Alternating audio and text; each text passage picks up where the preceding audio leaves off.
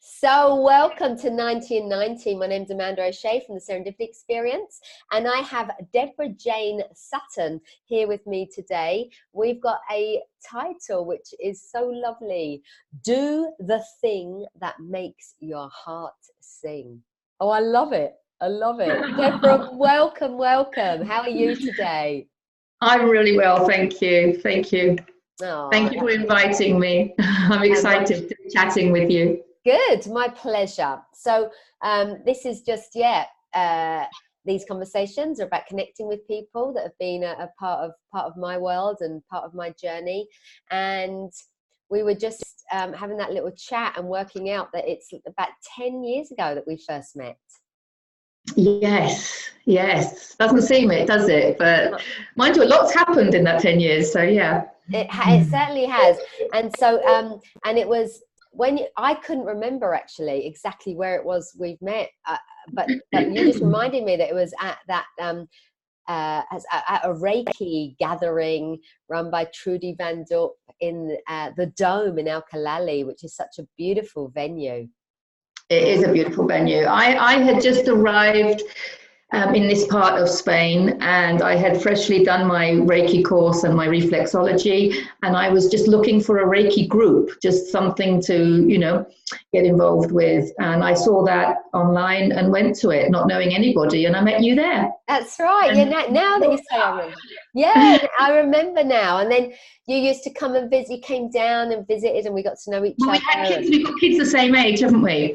So I've now flown the nest, but of course then they were only, 12 or something? And yeah, they would have been. Alice is 20 now, and my son's 23. So okay. Yeah, they would have. That was really cool. And so you introduced me to the Reiki group because you said something like, I can't make, we were arranging to meet up, and you said, I can't make it, I'm going to this Reiki group. Not Reiki, it was a reflexology, sorry.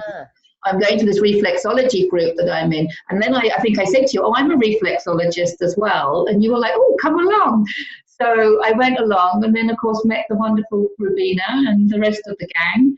And that was fantastic. I mean, for me, you're talking to people about being relevant on your journey, but you're very relevant on mine. You forget that, right? You forget how you've been the connector for other people, or you forget how you've been, so it's in the flow. And I really, really enjoyed, I think it was just 2 Sundays ago, where I came along to what I call your fun or your joy yoga class, which was you had here in Javier, and it was the most diverse yoga class I've ever been to, and it was amazing. I was catering to the needs of the people. It was lovely that there was just the 2 of you, and so 3 being that magic number, especially for witches. So it was, I adapt my class to the people that are there. So I was like, hey, we can have some fun today. Oh, I loved it. It really, for me, was joy yoga, and there was something that felt very special there. You did this amazing thing where you had all 3 of us doing the kind of tree pose, I suppose, but holding hands and sort of looking into each other's eyes, and it was quite intimate. It was lovely. It was really lovely. But it was a bit like seeing that we've been on this journey where we've all gone off and done different things. I want to hear about what you've been up to, and then coming back together. And I think I said, it's like a band reunion. It's like the Spice Girls of like. Oh, definitely. Oh, I like that. They've come back together, and you look at where everybody was 10 years ago, let's say, the people then, and where everybody's at now. So do the thing that makes your heart sing. Can you tell me a bit more about that and what you're up to and what you've been doing the past 10 years and where you are today? Yeah, sure. I'm happy to fill you in on that. I mean, I was starting with the emotional stuff, with the emotion code. I've been working a lot with that. And then I kind of moved into more soul level stuff. And I feel like I've been on that a real journey, like you're saying. You know, I sort of started again with the massage, the physical, going into the emotional dimension, going into the spiritual dimension. I felt like I was going on a path like that. And then, of course, I came to the yoga. And for me, that's perfect because it covers all of it. You know, it goes back to incorporating the physical, emotional, mental, and spiritual. So the way I look at things, it's perfect. It's the perfect umbrella for everything I do. It's a bit like, I feel like it's a bit like going back to basics and encompassing everything. So, and that's a real example of following my excitement. Do the thing that makes your heart sing, because I do find that so many people, they have a desire, they have that excitement to do something, but immediately they let that limiting belief come in. And it could have been so easy for me to have done that. So when I first had this desire, this excitement to become a yoga teacher, it would have been very easy for me to say, you're too old, you're too big, you can't afford it. I mean, these were all, you know, relevant points, you know, but luckily I didn't listen to that. And I just went ahead, and now I'm just loving it. I'm just absolutely loving all of it. And the other thing that, again, excitement, practicing what I preach, is my tarot reading, because, you know, I've always done the angel cards and the oracle cards for fun and stuff like that. I've always been doing them. But just suddenly, you know, out of the blue, like, where does that desire come from? You know, I just wanted to study tarot. And I did, and I just devoured the course, and now I just absolutely love it. And anyone that's seen me reading tarot can just see that I just sort of light up with excitement. And if you had said to me 10 years ago, you know, you're going to be, you know, a tarot card reading yoga teacher, I would have just laughed. I would have just laughed out loud. And yet they're the two things that absolutely fill me with joy. I mean, I had those limiting beliefs around tarot as well. I was like, oh, you know, tarot, I'm not sure about that, you know, but I just went for it. And I think a lot of people let those limiting beliefs stop them. And a lot of people just do the thing that makes their heart sing. They just do it at the weekends. Or I just do it when I've got time. And I don't think people realize that it's the doing the thing that makes your heart sing. That's where you're going to find your gifts. You know, that's where you're going to find your abundance, you know. So you've got to change your life around and do more of the thing that makes your heart sing, because that's where you're going to find all the things that you need, you know. And it's a case of not listening to the limiting beliefs and just listening to your heart. So that's where that came from. It's so true. That so resonates with me. And I love the way that you have just, like, something, just this idea comes in to do it, and it's like, well, why not? Like, why not? Just, you know, it's like you're really having fun with, and I think that's the thing to see, is that, or for me, I can only say it how I see it. It's not that we're spiritual because we go to yoga, we do meditation, we do tarot, we've got Buddhas in our garden, we burn incense, we wear flary trails. You know, it's not, they're not the things that make us spiritual. We're spiritual because we're human, and every human being is spiritual at their core, at their true nature. But what it means is the gift. Once you get to see that, you can stop trying to be spiritual. You just are. That's just what you are. So you can give up that kind of like having to do practices in order to be more spiritual, and then you can just have fun with stuff that's been created, whether it's, you know, whether it's you've got a belief it's true, it's not true, it's a load of hocus pocus, it's whatever. It's fun. You know, that stuff is fun, and it will resonate with you, or it won't. And then it never resonated with you, and then suddenly it is. Like, suddenly you thought it was something else, and now you find yourself in it. So I think what I love is just seeing, like, okay, well, whatever shows up is what shows up. And looking back on my journey and seeing, you know, I was really into all sorts of different stuff that just kind of dropped off for me. You know, stuff that really made sense when I was into it and couldn't understand why the whole world wasn't into it. and then I didn't have the desire, the pull, the energy to be doing that anymore. And then, you know, the stuff I was, you know, drawn into, the reflexology, the massage, and I love all that, you know, and I think I really miss actually the hands-on, like, sort of having, you know, the hands-on, receiving so much touch and giving so much touch, because I love it. I've always been like, oh, just touch me. But just, you know, I've really enjoyed that. But my pull is so strong to go into the coaching, you know, when I heard something new for me. So we're always, I think, where we're at, because it's where it's the right thing for us. It might feel like, oh, we're in service to the world, but actually when we're doing what we want to do, when we're doing what makes our heart sing, we're at the right place for us, and that's just right.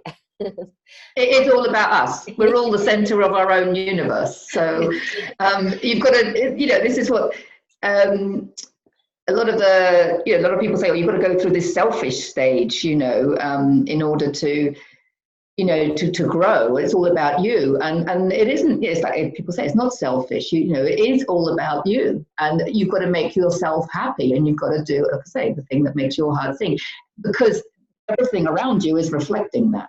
So the more that you're happy and joyful and doing what you want to be doing, the more you're going to be surrounded by abundant, happy, joyful people doing what they want to be doing. And so, you know, but it all starts with you. Yeah. That famous phrase, isn't it, about if you want to change what's on the outside, change what's on the inside. And it is so true. You just said there, life's a reflection of you. So it really is an inside out job. You know, what you think is what you are, what you know, what you think is what you see. It's just yeah, exactly. I mean, because one of the things that I was doing as well was with the soul healing. I mean, that was mind blowing in itself, and served me at the time. I was doing a lot of the soul profiles, so basically Akashic record readings and reading the energy of souls, and basically finding out people's strengths and gifts. So this really works in the fact that people don't really know who they are at soul level. So just reminding them, because every time I tell somebody the results of like their reading, they're like, oh yeah. And I'm like, well, you've got to use those gifts. It's like Pablo Picasso said, you know, the meaning of life is to find your gift, but the purpose of life is to give it away, right? So you've got to actually use your gifts, because that's why they've been given to you. And that's what I found myself telling people more and more. And then I thought, there is a way to do this without having to have a soul profile read, because everybody would say, oh, I love doing that. Or, you know, I'd say to them, what is your dream job? And then again, limiting beliefs are stopping them from doing their dream job. And then I say to them, well, your soul wants to do, for example, this, and this. Oh, yeah, I'd love to do that. And that. Why aren't you? Because that's who you are, and that's what you need to be doing. And it's like people just, they like to have permission. It's like I was giving people permission to be who they already are. And so that's when I realized that, well, this is what brings you the most joy. So why aren't you doing it? And so that's what brought me back to this, do the thing that makes your heart sing. I don't need to do a soul profile on anybody anymore. I just need to say, what brings you joy? What do you really want to do? And then catch them when they say, oh, I can't. You know, there isn't a market for that. There isn't this. I can't afford all these I can'ts coming in, you know. It's like, well, you can. It's so right. It is just catching the what ifs and the buts and the I can't and the, can you imagine the first time in any one town, you know, somebody got the idea that popped into their head out of the blue, just pops in, oh, you should, you know, open your own hairdressing salon if you're a hairdresser, or your own barbers, or your own nail clinic, or whatever it is, and you said, well, we've already got one in town. Like there was a point where there was a time and a place where there was only one barber, one hairdresser, one pub, one, you know, one newsagent, one whatever, and one reflexologist in town, you know, one coach. And if we were all to say, well, you know, there's already one, so there's no space for me. You know, how we would have, that's, you see that, you're so right. You do see a lot. I think that's why people go for coaching. I think that's why people reach out, because when people get to see that they've got this unlimited potential inside of them, they don't have such a desire to reach out for help. And that's all of us. I can be super confident in certain areas, and there's another area where it's like, oh, I don't know if I can do it, or I find myself having a bit of thinking about it. Well, at least these days I kind of realize what I'm doing. Oh, look at you, got all caught up in that fearful thinking. I can calm and settle my thinking much quicker. But it doesn't mean I don't go there the same as any other human being. I'm just aware of it now that I'm doing it. But there is that that feeling, the leap of faith, isn't it? It's that leap of faith. And obviously, I remember when I left the school, you know, I had this feeling inside, and I really couldn't work out whether it was that negative feeling from going against your intuition, right? Because we get that as well, which we need to listen to, of course, or whether it was that inevitable fear that is going to come from taking a leap of faith. I mean, you know, because there is that feeling, because you're walking out of your comfort zone, of course. It's a discomfort rather than a fear, I suppose. So but you've got to experience it, because obviously you're not going to, you know, be able to attract any new energy unless you change the energy you've got. So somewhere along the line, you have got to take that leap of faith. And it is all about leaps of faith, little leaps of faith, big leaps of faith. And that's exactly what it is, though, isn't it? It's so funny. I do a workshop called Being Comfortable with Uncomfortableness. And that's not just being comfortable with your own uncomfortableness, but being comfortable with other people's uncomfortableness. And I think when you see that that uncomfortableness is only ever coming from our own thinking, it allows us to take that leap of faith and go through that, knowing that what we're feeling is not that conversation, that situation, that email, that letter.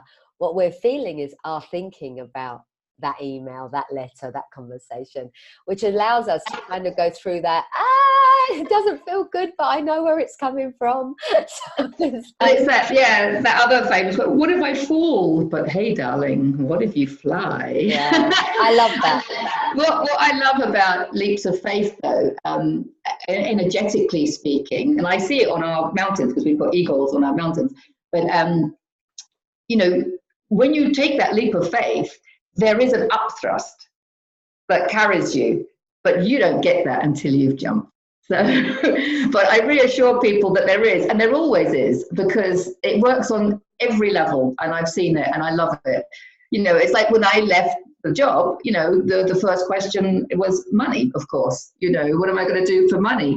And 2 weeks after I resigned, my house sold. It was on the market for 3 years, you know, and it's just like, you know, when it's right, and you get that upthrust, and it takes you. You ride it. I love that. I love that. Your ego, your this, because isn't it funny that we use words to communicate, and that's what human beings do. So babies cry and dogs bark and cats meow, and we use words. And I think what one person has an understanding of what a certain word means, and what somebody else has, you know, I see there that we can all be on very different conversations in one room, sort of one person speaking and everybody hearing something completely different. There is literally that. There could be 6 of us in the room, and there's actually 6 different conversations going on, you know, with whatever words are being spoken, depending on what we're hearing, depending on what we're turning it into. We're very good at that,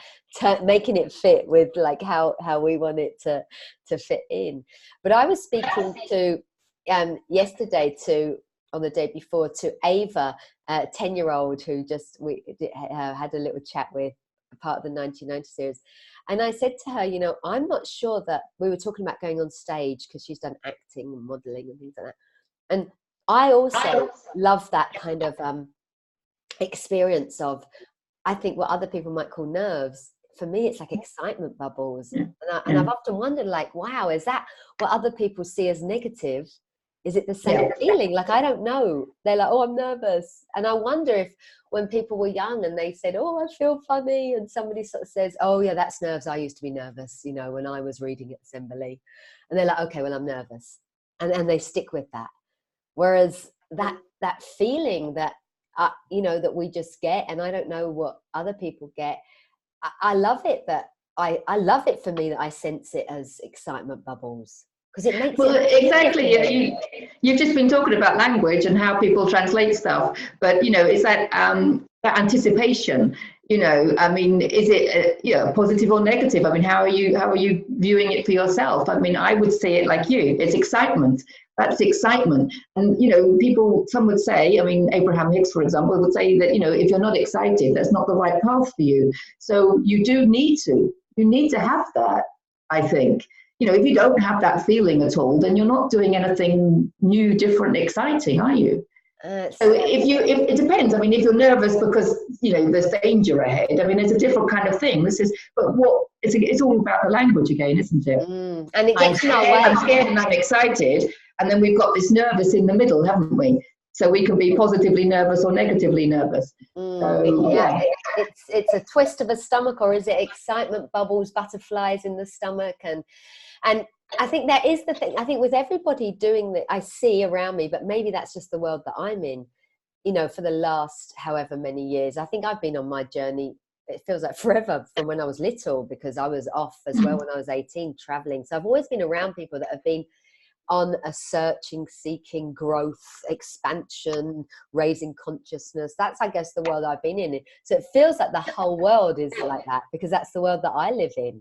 That's the world that I have a lot about. So that's the world that I create. So that's the world that I see. So it feels like that. Oh, it's really cool in my world. Everyone's raising consciousness, and we're all good. There's lots of good people out there, and we see the good in everybody. And then you go into the world and you have a conversation with somebody else that you know, isn't seeing it like that, or isn't appearing like that. I can't, you know, and so we get curious. We're looking behind the scenes. But the language for me is I think, where we then find a lot of time that we're breaking down the language. And I don't know if that's as helpful as encouraging people to look behind like, forget the language we're using. Forget my words. Don't hang on to my words, because when I do workshops with, you know, maybe larger amounts of people, there's always going to be somebody then to beg, to differ, to you know, contradict. And the more that I talk, the more I contradict myself anyway, because that's what we do, you know, if we're trying so hard. So there is some huge message about listening beyond the words. Like Sydney Banks used to point to that. Don't listen to my words. Listen to what the words are pointing to. And what I see people like yourself are doing, like, and that experience I had being in your joy yoga class, and the words that you use, that you know, you know, the way you express, and the desire and excitement and joy, and they're just expressions of love, you know, and whether that's happiness, creativity, compassion, empathy, peace, serenity, gratitude. We're just expressing love. Yeah. And it's often very difficult to put words on it, as you say. It's sometimes very difficult to put words on it. And it's just an energy, isn't it? It's an energy, and we're trying to verbalize the energy. Yeah, and I'm so grateful for the understanding that I suppose was introduced to, which that was the greatest gift for me, of coming across what, you know, commonly known as the three principles, or the inside out understanding. Was it somehow I really resonated with all the language, and it kind of gave me a language, if you like, to start sharing more articulately the message that it felt like I'd always wanted to share, you know. So we find whatever resonates with us, and it doesn't really matter whether that comes across in the form of any of the, you know, there's all sorts of models and concepts and ideas, or religions, or whether people come across it's not the thing. that's just a book or a title or a course, and that's how we market, and that's how it is about, you know, doing the thing that makes your heart sing. Yeah. So I love that. That's so beautiful. Thank you. Thank you, thank you, thank you.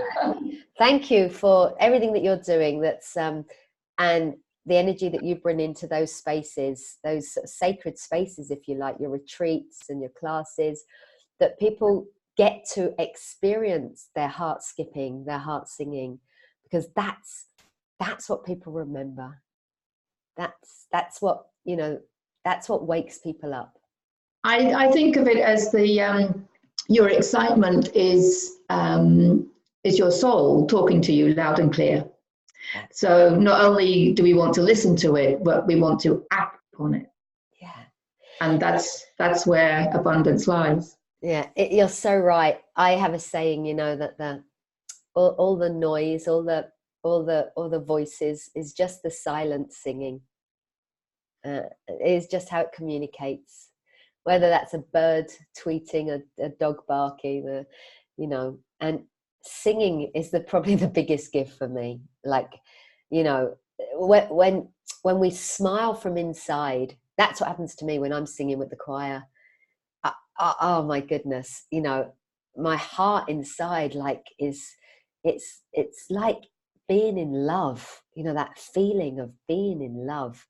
And it doesn't matter whether you get that from mowing the grass, swimming in the sea. Yeah, Doing it's funny that you mentioned the singing though, because as I said before, I mean, I was told as a 6-year-old to mime in assembly because I couldn't sing. Now, when you're told as a 6-year-old, that stays with you. I spent my entire life saying and believing that I can't sing. So when I got into this line of work, and I'm now very aware if I hear the words I can't, you know, let's have a look at this. And so I look at it more, rather than learning to sing, I look at it more as in healing my voice. And of course, I started with you know, and really connecting with the sounds of the energy centers. And realizing that that's do, re, mi, and I just took it from there. And this is really recent, Amanda. And my time to do it was actually when I was traveling down to Javier, because I'm in the car on my own, and I'm do, re, mi-ing away. And so this is a real gift for myself. Wow. Well, I hope that you continue to do, re, and mi, and just keep singing, Deborah, because, you know, you've got still. Can you still hear me? I can hear you. You've just come back at me. You disappeared for a moment, but you went into Planet Janet somewhere. I thought you just sung your way around. Yeah, but it's funny because now I'm seeing not just, oh, okay, so I can sing. This is great. I've healed my voice. It doesn't stop there. It's like you've just said. And it's taken me further. So, you know, when I have these challenging moments when people trigger me and I'm going into like, okay, what's happening here? Because it's all about me, right? So it's all about how I'm dealing with it. I've found that one of the best ways of staying present is to sing. Of course it is. But especially if you're singing a song with words that you need to focus on, because you can't sing the words of a song and think about the past or think about the future. And so this has been a really recent realization of mine and something I'm really embracing. So when I'm triggered, and I've had a very busy week, as I said, and I love everybody in my life, but you know what it's like when you're overtired, you might be a little bit triggered. So I just found myself singing and finding that I'm in the present. It's the quickest, easiest, most joyful way to put yourself in the present. And when you're in the present moment, there is nothing else. And then I was finding joy in mopping up after the dogs. I was finding joy in, you know, the things that I wouldn't have found joy in before. And so singing's amazing. Singing's amazing. And I'm like, wow, this is all new for me. So and it's good. We see that, don't we? We see, if you're walking down the street, you might see somebody who's, I don't know, sweeping the street or cutting their hedge or whistling, singing. You know, I love to hear that. I love to hear people just singing and being really comfortable with that. you know. Because they're in the present. That's what it's all about. They're in the present moment. Yeah. And that's all we have. But realizing that, being aware of that, is what's life-changing. It is. So I think that do the thing that makes your heart sing. You know, to anybody who's listening to this or watching this, please go and sing your little hearts out. or listen to somebody else who is. You know, listen to somebody else who is. So have a happy singing day. And Deborah, thank you so much, lovely. And I'll speak to you soon. Lots and love. Thank you, Amanda. It's been lovely. Thank you. Lots of love. Love back. To you and everyone. Yeah. Bye, everyone. Have a super day or a super evening whatever time of day you're watching this and wherever you are. We love you all. Bye-bye. Yeah, we do. Bye.